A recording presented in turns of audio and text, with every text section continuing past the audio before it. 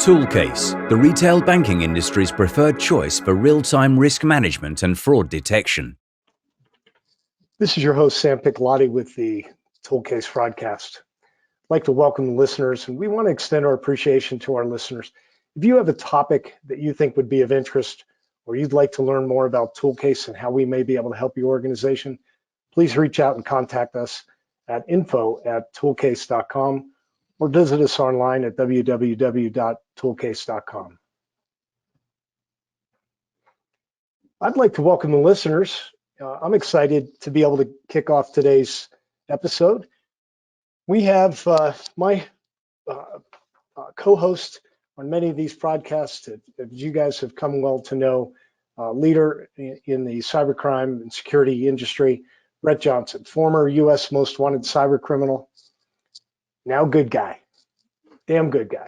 The United States Secret Service called Mr. Johnson the original internet godfather for his role in refining modern financial cybercrime.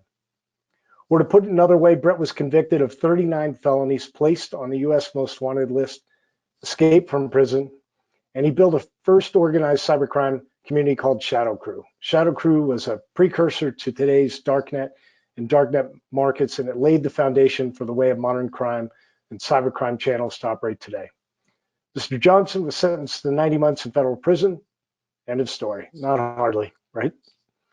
Brett found redemption through his sister, his wife, Michelle, friends and family, and the FBI.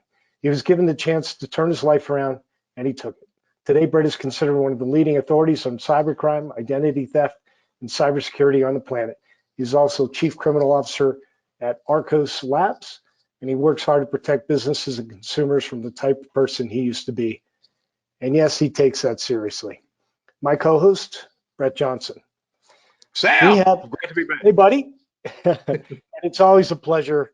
Glad to have you today.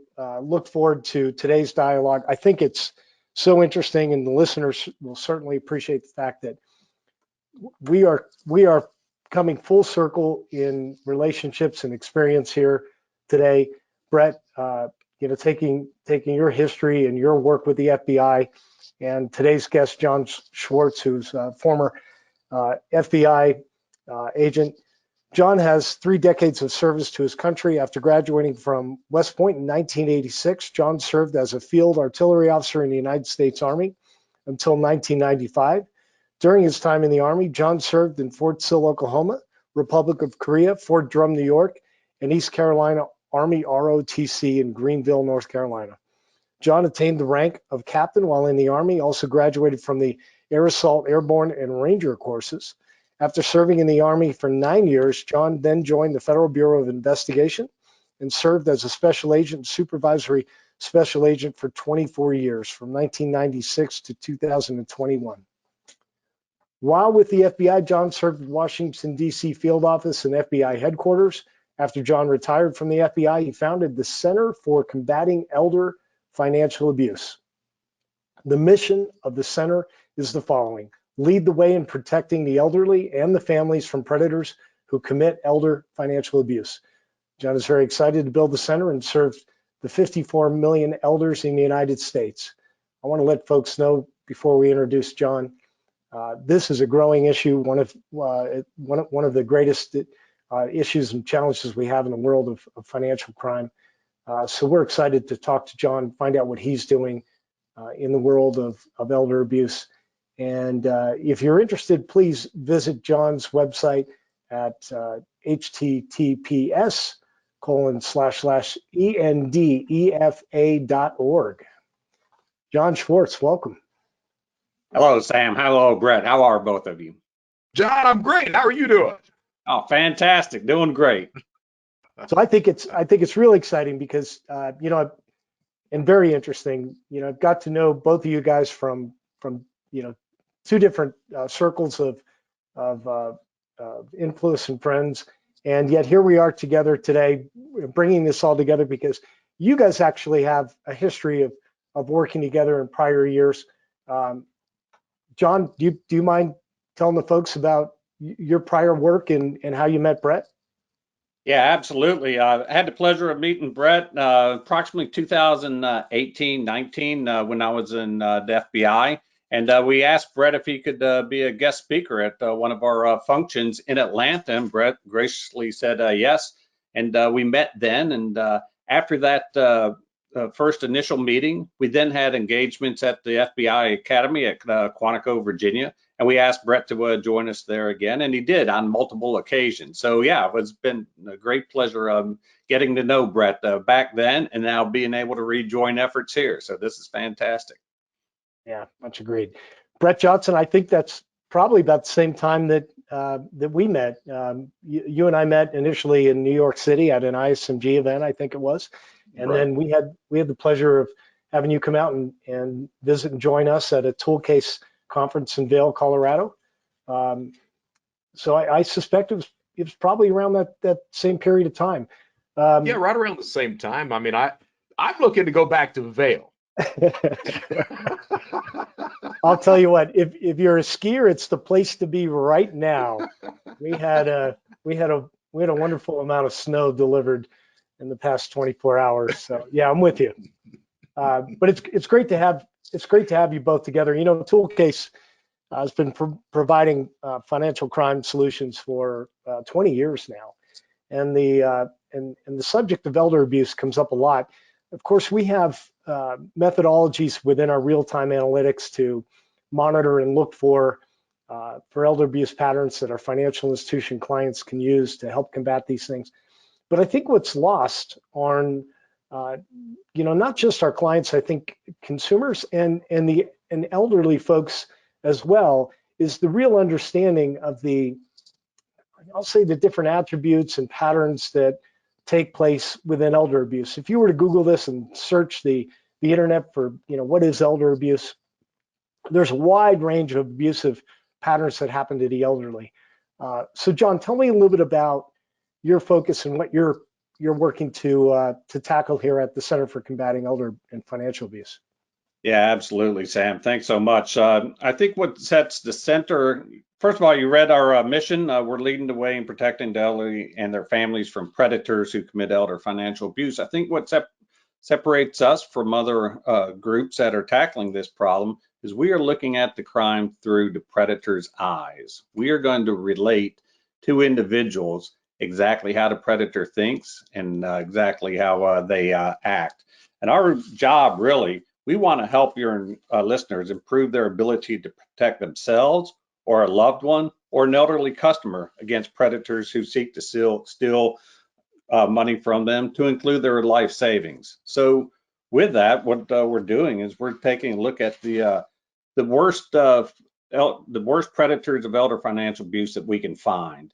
And a couple of examples that I found was William Neal Gallagher. A New York Times article on November 2021 stated the following: Texas radio host who built listeners out of millions is sentenced to life. William Neal Gallagher, 80, took at least $23 million from more than 190 people to fuel a Ponzi scheme using their retirement savings. So that's case number one. So I want to study this predator. I want to understand exactly why this predator was successful. More importantly, I want to know how this predator was able to successfully steal from 190 people before this predator was detected. Really quick, the math of this: 23 million divided by 190 people, that's over $121,000 per victim. So this is a very successful predator. This is the type predator that I study. And this is just one example. And what I say about this case, in the world of elder financial abuse, this is an absolute catastrophe. This can't happen again. And that's why we're here. We're going to try to help this never happen again. So that's a little bit about what we do. John, I was shocked today. We of course deal with fraud on a minute-to-minute, real-time basis with our financial institution clients across the nation, and we see all kinds of fraud. What I didn't know, and I read today, and maybe you could speak to this, that consumers 80 or above lose more money to fraud than any other age group of victim. Is that consistent with what you've seen and heard? Yeah, that's consistent in my short history of existence. So I don't have that many data points yet, but the few data points I have, yeah, that's exactly right. That was from the Federal Trade Commission, I think, that I read that. But Brett, is this something that surprises you? A statistic like that? I can't say it does. I really can't say it does. I mean, I'm sitting here and we've talked to John previously, off recording about this. We've all got this coming. That's the fact. We've all got this coming. Now John brought up a very good point. How did that crime succeed? That's the question. Because if you can figure out how it succeeds, you can figure out how to stop it. So, and you mentioned this Ponzi scheme. A Ponzi scheme is a very dangerous thing. We're seeing that throughout the cryptocurrency industry, ad nauseum right now. These Ponzi schemes that are going on. It's this idea that the initial investors are signed on, and the initial investors, or gamblers, I want to call them that, the initial people who give money, they're making money back, but it's on the backs of the other victims that are being signed on until finally it just falls apart. And I think what it boils down to is this idea of how criminals build trust with victims and potential victims. That's what it all boils down to, because at the end of the day, if someone doesn't trust you, they're not going to give you anything.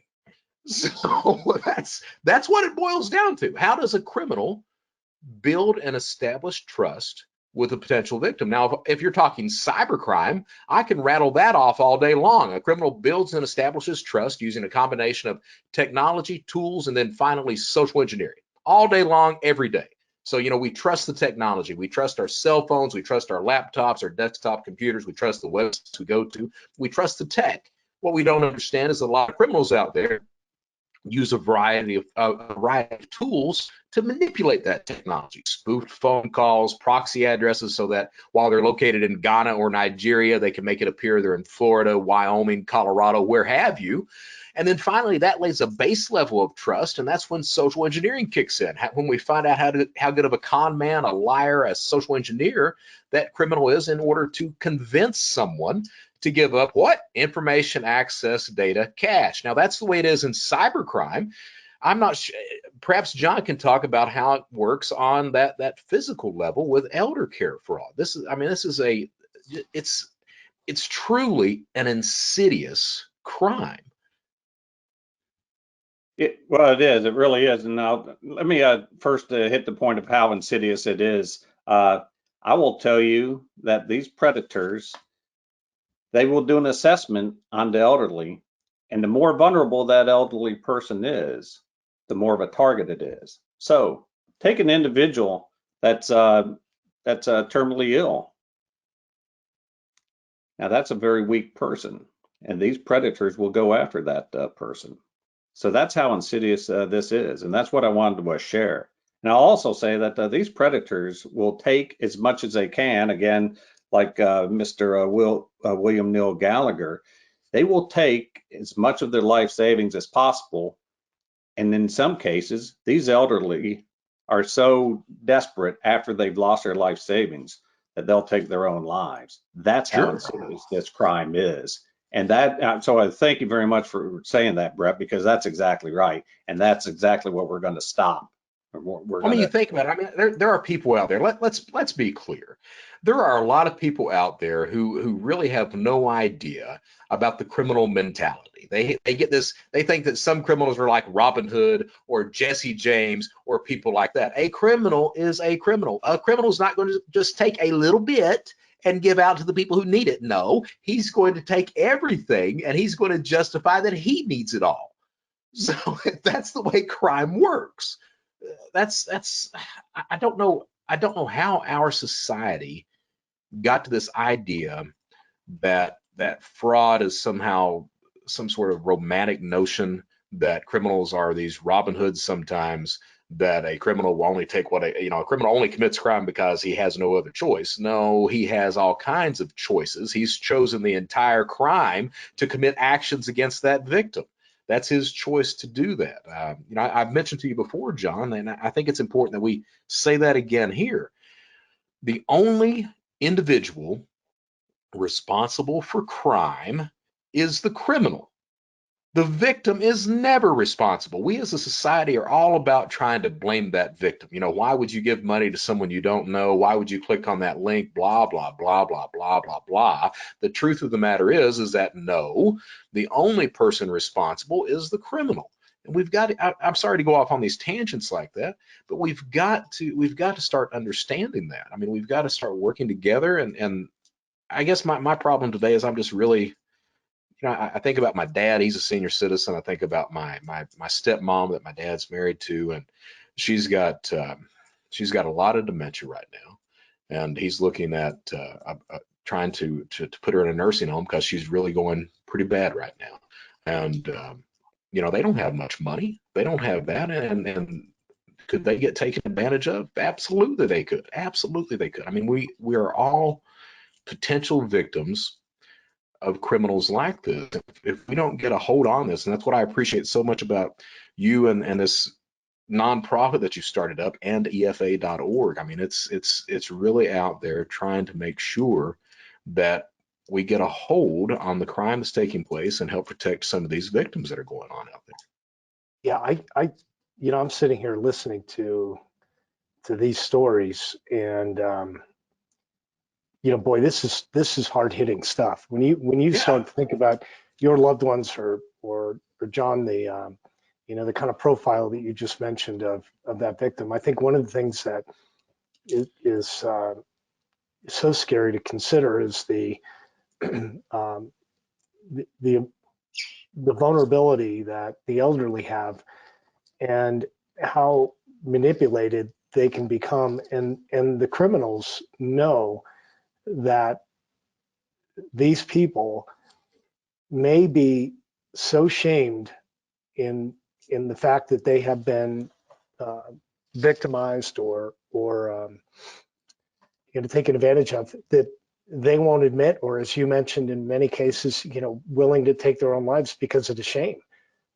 I can't think of too many other type of financial crimes. I can't think of any other type of financial crime that has that type of emotional impact like it does with this one. So I'm blown away at the topic. I'll be honest and tell you, I hadn't put a lot of thought to that component of it. We see fraud on a moment-to-moment basis. It's usually done with, as you guys well know, in the financial sector, through access of data and compromised cards, and but there's a process for that, right? The financial institutions can make the victim, if you will, whole. There's a cost of that. It perpetuates. It's a bad thing. It's a multi-billion-dollar problem on an annual basis. But this problem touches on an emotional point like no other. I mean, you think about it. Think about a Ponzi scheme. There's a reason that a lot of victims of Ponzi schemes go off and commit suicide at the end of the day, because that person is literally they've given their complete trust to, quote unquote, the investment agent that's investing your money. But not only that, they've given everything they've got. They've went and talked to their friends, their family members. They've talked them into giving every single thing that they've got, until finally it all falls apart and everybody is who? They're looking at that individual.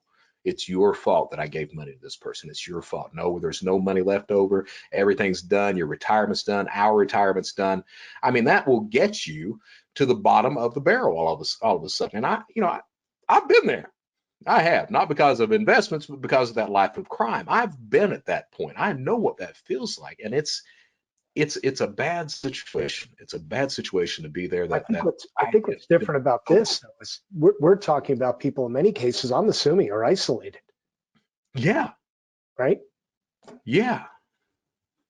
So if you're a predator, right? I mean, and you're conducting an assessment on individuals, are you going to attack a 65-year-old who's still married to his spouse, active, playing golf a couple of times a week, going to a church? Or are you going to focus on an individual in their 80s who are living alone, no apparent family? That's the easier target. So that's part of what I want to share with your listeners is, conduct that simple assessment. And I tell you what, the predators are conducting that assessment. So as a loved one or somebody that cares for an elderly person, you have to conduct the same assessment. But that's exactly right, Sam. The more vulnerable they are, the more the predator's liable to Well, attack. let's talk about that. I don't, you don't have to go into great detail, but that's interesting. So, and it's a great way to approach it. You're talking about the profiling, if you will, that the predator is going to do for a victim. Yeah. But you're suggesting and offering to friends, family, and even to the elderly themselves an opportunity to perform that type of an assessment to determine their or your level of vulnerability or exposure to one of these predators. Is that right? Well, exactly. That's exactly right. And I'll go even further. If say there's an individual 80 years old that has never been attacked by a predator financially, they may say, well, it's not going to happen to me. And I'll also say this is a low probability crime. Chances of it happening are low probability, but the impact is huge. So if there's an individual that's 80 years old, has never seen this and feels, well, it'll never happen to me. All I say to that is it only has to happen once, and that life savings can disappear in a blink of an eye. So yeah, conduct the assessment like we're talking about, Sam, but also just understand that predators are out there. And so let me ask you, conducting the assessment, because I'm sitting there thinking, you had mentioned the Ponzi scheme, Yep. but and I keep going back to my life as a cyber criminal, this establishing trust. Well, what strikes me is a lot of times with this elder care abuse, you have an institution of some sort that helps to establish trust for that crime. So you've got maybe a Ponzi scheme that takes place where you're targeting church members, or invite a bunch of people to a dinner at a restaurant, and the restaurant itself helps to lend legitimacy to the potential scheme that's going on. Someone's going to try to get you to invest, something like that. So, the list of people, I mean, there are certainly, you can buy lists of people who have fallen victims of schemes, people who invested in penny stocks, whatever. Though you can buy a list of potential victims. But how does a family member go about making that assessment, other than looking at someone that is, 80 years old or 80 plus and has no social life, is mostly at the house, just getting their retirement, not really doing much of anything? How does that family member assess someone outside of that? Yeah, thanks, Brett. Now, that's a great question. I'll say this, that first of all, how isolated is this 80-year-old? Is this 80-year-old still able to go out with friends a couple of times a week?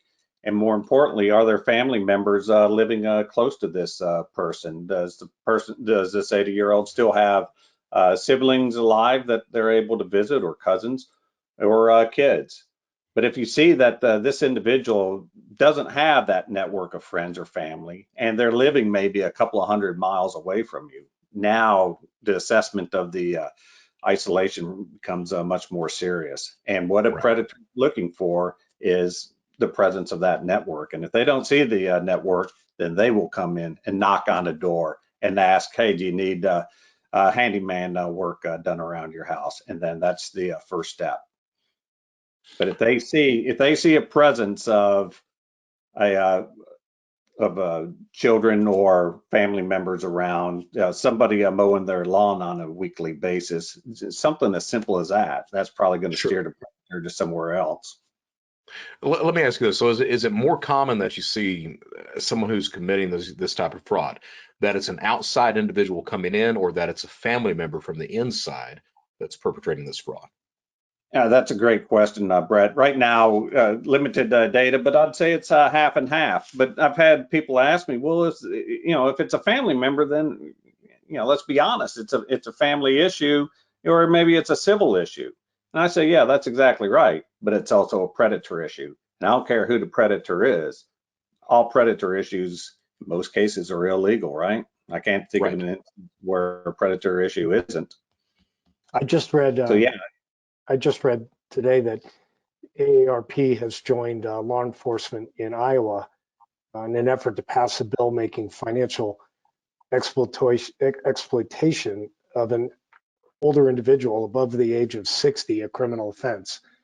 And so, what I'm hearing is that, there's, John, as you mentioned, could be somebody, within the family, it could be somebody externally, but either way, if there's an intent to financially exploit, that has to be looked at as a criminal offense. Yeah, I think so. But I just want to erase the notion that, well, if it's a family member, is it really a predator? Well, if they're exhibiting predator behavior, then maybe they are a predator. And the reason I ask is, I mean, I'm from Eastern Kentucky, and Lord knows, my family is an entire set on my mom's side, an entire set of predators. And I have seen over and over again that trying to take advantage of one of the family members, when they get elderly, one of the family members, they're getting ready to pass away, and everyone is, what can we get from them? What can we get? Can we get power of attorney? Can we, you have these discussions all the time. Not proud of that, but I mean, that's the history that I come from, is seeing and growing up in that type of environment. So I do know what that looks like. And you're absolutely right. This idea that just because it's a family member, it's not a predator, absolutely incorrect. Absolutely. I've seen it time and again, that family member that comes in and takes, they move in the house with that senior citizen. I'm going to take care of it. Nobody else is taking care of it. I'm going to take care of it. Then all of a sudden they're taking care of all the finances. They're doing everything else, and at the end of the day, when that person passes away, well, they've already got control of everything. That's one of the things we mentioned before we started recording, is taking control. That's what it's all about, is taking control. Yeah, thank you. That begins with the trust level, or establishing the trust, John. Yeah, I think so. It really does, because that trusted family member now moves in. But like Brett's saying, what I look at for all predators is the level of control that they're able to achieve. And I measure that on a scale of 1 to 10, 10 being the highest. So like the example that Brett just described, family member moves in and the rest of the family is not alerted. And now this family member may move in initially to help out, but as they realize that they have more and more control, their behavior may become more predatory. And now documents may be changed, like powers of attorney, maybe like wills. But if that person has control on a scale of 8 or 9 or 10 even, then yeah, now they are in a position to abuse that elder. So that's very important, Brett. That's exactly right. Now let's talk about family dynamics, right? That's very difficult, right? Every family is different. But what I would say, if the entire family needs to conduct the assessment together. And if there are any concerns, and these are very complicated conversations, I'm not going to even pretend to know to give advice on how to give these, have these talks, because again, every family is different. But if the family did get together and talk about, our parents or our mom or dad is 80 years old, does someone need to move in? Then have that honest conversation. Well, listen, you're going to move in, but you're not going to have full control. We don't feel comfortable giving full control to you. Or maybe the family dynamics does. But again, these are just things to consider, right? There is no pat answer. I don't have a pat answer. I just give ideas to think about. But it is a predator's number one goal is to gain control. Understand that. If you can understand that, then everything Brett just said is exactly right. Falls in line. Well, I think, as you mentioned, the family dynamic, you can imagine I can imagine how gray and difficult, some of the delineations would be in determining whether or not a family member is leaning toward the sign of being abusive or predatory in what they're doing, and maybe simply just, trying to take the best interest of that other person in their financial matters, in thought. But tough conversation. Elderly folks have built a life of, and sometimes, amount of savings up that, they've worked and earned, and they may make decisions to do something with that financial gain and offer it to some other individual, and don't want to be challenged by a family member on their decision because they're still looking to exhibit their independence. And how you determine whether or not that's right, wrong, or indifferent, I think is a pretty tough thing to float. But what you're centered, John, I'm interested in exploring more of what you're bringing to the to the marketplace and in the form of awareness and such. Give me a little construct of how the foundation, the organization is working to protect elders. Fantastic. So again, what we want to do is we want to help your listeners and others improve their ability to protect themselves, their loved ones, or an elderly customer against these predators. So how do we do that? We've posted a website now, ndfa.org. On there, I have educational information. And what I'm doing with that educational information is I'm posting the worst predators that I see, and then I'm giving my take on those. Wow. But again, if I can show the worst predators out there, then people are going to start understanding. I'll tell you, there's a video that I'm going to post in a couple of days, but it was just posted on YouTube just last Friday, and it already has 45,000 views. And it's from a piece from Good Morning America, and the name of the YouTube video is Grandma Tricked Suspected Scam Artist.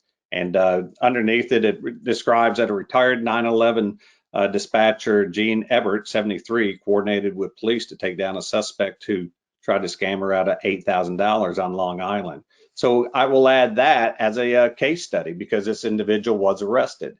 And I'll post that so that individuals can learn not only from this case that in which only $8,000 was stolen, but again, William Neil Gallagher in Dallas, who stole 23 million. So now you're seeing the range of predators, and I'm showing the different attack vectors that these predators use. Yeah, because a little bit of information goes a long ways. Because in this video with Miss Ebert, she said that soon as she got on the phone, she knew this individual was a predator, and this predator was going to come to her front door and received $8,000. Her grandson was in trouble. She needed to make a payment of $8,000. She immediately detected this as a predator, played along with it, and said, "Well, yeah, I got $8,000." And the predator said, "Okay, I'll be right there to pick it up." And yeah, John. So in these samples and testimonies of other predatory events and such that are being communicated, I think I get it. It makes a lot of sense. You're able to educate and inform by showing other situations and examples of predatory abuse. Brett, no different than working to try to display and illustrate the patterns that cyber criminals go through in their process, because it's all a matter of patterning, right? It absolutely is. It absolutely. You have to understand. The thing is I mentioned that earlier. This idea that some people have about who criminals are, that criminal mindset. They've never really met a criminal. They've never, unless they've been victimized, they've never really met a criminal, seen press, anything else like that. But you have to understand that criminal mentality. You have to understand how criminals are operating. That criminals, like if you're looking at a computer criminal is not the guy who's wearing a hoodie, operating in the shadows all the time. He's somebody that wants to look normal because there is a physical world aspect to that. He needs to not look like a criminal. If everyone looked like a criminal, no one would fall for crimes. So it's excuse me, but you have to understand the way crime operates. You have to understand that everyone is potentially a victim. You were talking about trust, and I'm sitting there thinking about, you mentioned how 80-year-old people they lose the most money. But think about that 80-year-old individual who's living in a house. Maybe their house isn't, they don't have anybody around. Maybe the closest family member is 200 to 300 miles away. They don't have any friends because all their friends have passed away, so they don't really have anybody. Maybe they need some home repairs. Maybe the roof, the gutters need cleaned out, whatever, or the grass needs cut or anything else. A lot of the times, John is absolutely right. That's that inroad. You get somebody that You know, can I cut your grass for you? No, don't worry about the cost. Well, and then that guy starts checking on you. Well, he starts checking on that individual, then a friendship forms. But the entire time, that guy is that criminal, that scammer that's sitting there wondering, what can I get out of this person? Maybe he's looking in the house to see what kind of, you know, furniture or potential stuff that he can steal out of the house. Or maybe he's, you know, what did you used to do for a living? Oh, you did this, so you're retired now. Okay, so you know, he's filling that person out. He's doing his own assessment of that individual. What can I get? How can I benefit from that individual? And the whole time, that 80-year-old individual has nobody else to talk to, nobody else to rely on, just talking to that particular scammer, that fraudster that's out there, until finally that fraudster has complete control, because that fraudster is the only person that is quote unquote helping that individual. So that's what I said at the beginning. This is just, it's an absolutely insidious crime. You're dealing with a demographic there that has very little recourse, very little ability to reach out to anybody else. So what John's doing about educating about these crimes, it matters. It definitely. I would dealing with somebody that's overly, you know, vigilant than somebody that's not paying attention at all to their environment. So hats off to John and everything that he's doing. Absolutely. And I remember, John, we had talked once before about a lot of times, you know, the environment that might be utilized to set, you know, a forum for this type of, you know, predatory abuse, if you will, might even be churches, might even be something that takes place in you know, at their local church. Yeah, exactly. Again, going back to this New York Times article on William Gallagher. He was a Texas radio host on Christian radio. So yeah, there you go. And what did he call himself on the radio show? The Money Doctor. Of course.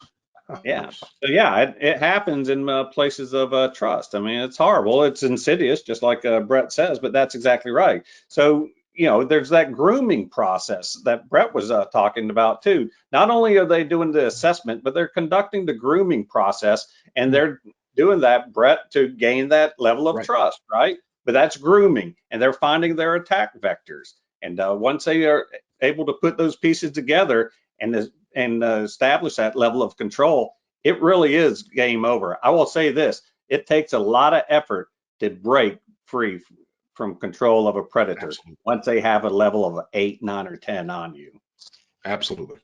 Absolutely. So it's well worth doing the self-assessment. Even if it's once every 6 months, it's well worth spending that half hour discussing with your family, because that will pay dividends. Because if that predator is able to gain control of that family member, and I mean gain full control, the family member. You mentioned earlier something that I think is really important. Now, of course, we're talking about the family members being vigilant, about the potential victim being vigilant as well. You know, I'm this guy these days believes in that Hillary Clinton book of "It Takes a Village." It takes everyone working together to protect everyone else. So what about financial institutions? What about retail merchants when potentially that victim's coming in and buying gift cards? I mean, how do we go about training these organizations to be more vigilant about senior citizen fraud or elder abuse? I'll tell you, there's a lot of forward-leaning companies right now. Financial institutions is also retail, and they are forward-leaning, and they understand now that these gift cards are, if they see an elderly coming in repeatedly buying these gift cards, that they're now they see the red flags, and then they take preventative action. But there's still more that needs to be done. That is an attack vector of using the cell phone. The predators will use the cell phone. They don't ask the elderly. They tell the elderly, go purchase these and give me the numbers, and then this will pay off whatever amount they need to pay. So that's an attack vector. But I also want to show these other attack vectors as well. But hey, hats off to the financial institutions. A lot of people are doing a lot of great things in order to educate the elderly. I'm just trying to supplement that education with real life examples of people that have been convicted. Yeah. So Sam, I'm going to ask you. I've been talking to John. I want to ask you, what is ToolCASE? His input on this. How are they helping out with this? Well, our clients are predominantly financial institutions, so understanding and learning from the patterns of what this abuse looks like can be bred into either rules-based technology that can look and monitor for these type of activities. We have a unique advantage at ToolCASE in the way we integrate and we apply our technology, in the sense that we can monitor every single core data point within a banking institution, and we can apply artificial intelligence, our Rembrandt AI, or other methodologies of intelligence within the system to monitor not just the core activity, but also other related data sets like debit card or credit card activity, which gives a lot of information. So we see things like merchant name, merchant ID, geographic information, et cetera. So when you accumulate all this data and you're able to look at it and analyze it in real time, the systems can learn off of these patterns. The AI will learn off of these patterns. And there's also other patterns that are known, like John, that's why I was very interested in learning about these different schemes that you have mentioned, because that type of experience and knowledge can be put into technology to monitor and watch for this type of activity, and can alert our clients in real time. So if somebody is making those repeated purchases at a specific merchant and the dollar amounts seem consistent, we'll know that. We'll see that pattern and know that that's a problem. So the analysts using our systems can utilize the tool and the intelligence to monitor for this type of activity, and they can see it in real time, to the extent where they can make, an analyst at a financial institution can make a phone call to the merchant as that transaction, within a few seconds of that transaction being and that authorization happening, and alert them that something might be taking place there. If it happens within the construct of the financial institution itself, of course, there's a lot more control, a lot more action that can be taken. But and time over time again, we hear these stories of how analysts in our client institutions have been able to take the technology, identify patterns, working closely with law enforcement to be able to stop these type of predators. So we have cases where predators are caught in the act of these things. But it's important for us as an organization to understand what these parameters look like, what these behaviors, what these scams look like, so we can take these real life examples, apply them to technology, and allow the technology to identify these things and bring them to light in real time fashion. So Brett, good question. I think to John's point, I believe the industry, the financial industry in particular, is doing some things to have a certain level of awareness. Certainly they don't all have technology like ours and the ability to do things in real time. But I think they're learning and understanding what these patterns are. The challenge for them is to be able to identify these patterns, identify this activity in real time, so that they can take action and do so before the victim has been fully victimized, or there's been a great monetary loss, right? I mean, that's the goal. But to your point, Brett, it does take a community of individuals and institutions, organizations to bring this to light, because a financial institution alone monitoring for these things is only watching the patterns and the account activity based on the data they have. They don't know what's happening in the other dynamics of their life. They don't necessarily know that this individual is living and fully isolated or has family members 200 miles away. So those patterns that John's talking about, that I forget what reference you used, John, but and how they're essentially profiling, prospecting this person, that's happening way before the financial activity occurs, right? So Absolutely. it's a matter of understanding that piece as well. That's what's so enlightening to me in this process. Well, let me add to that in the whole community concept, because that's exactly right. What I say on my website is our vision is to help our nation reduce elder financial abuse by providing innovative detection and prevention tools to the following 8 groups. Number 1, the elderly and their family members. Number 2, social service groups. Number 3, veteran organizations, religious organizations, financial institutions, medical centers, and educational institutions, and then finally entities within the criminal justice system, right? I'm trying to encompass the entire group, because that's exactly what you said and what you said, Brett. It may not be the family that's detecting unusual behavior. It may be an individual that belongs to a social service group, such as Lions Club, that may detect some behavior that doesn't seem right. Now, if using that community approach, maybe we can help detect a predator. And another piece that I want to say to that is, if this predator is able to gain control, but they've only been able to steal half the life savings, if you can still stop that predator before they get the second half, well, that's still a win. Right. Yeah. No, I like that. I love that idea of working with those 8 different organizations like that. I think that's outstanding, and absolutely goes into what I believe of everyone working together to help protect. Because you're right, it's not just the family members that are going to notice that. Sometimes they don't. Sometimes it's going to do that. I like the idea of social workers, of medical, of law enforcement. I like that all together. Absolutely, that's a beautiful job. Yeah, you nailed it, John. I was, as you were talking earlier, I was thinking about what other resources could be engaged in this process, and I think you nailed them.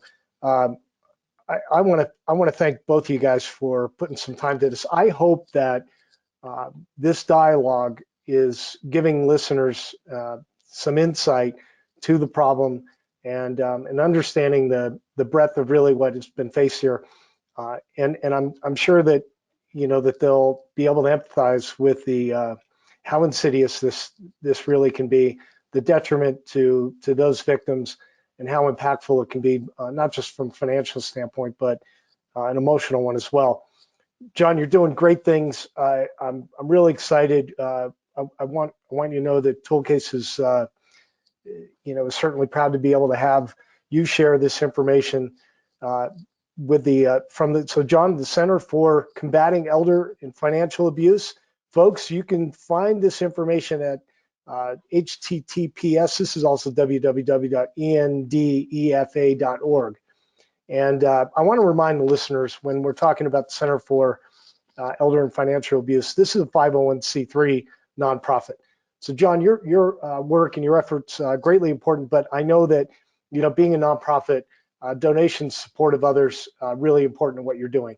So I'm gonna remind listeners and our financial institution partners that if you really want to get involved in this and partner up, this would be a great opportunity.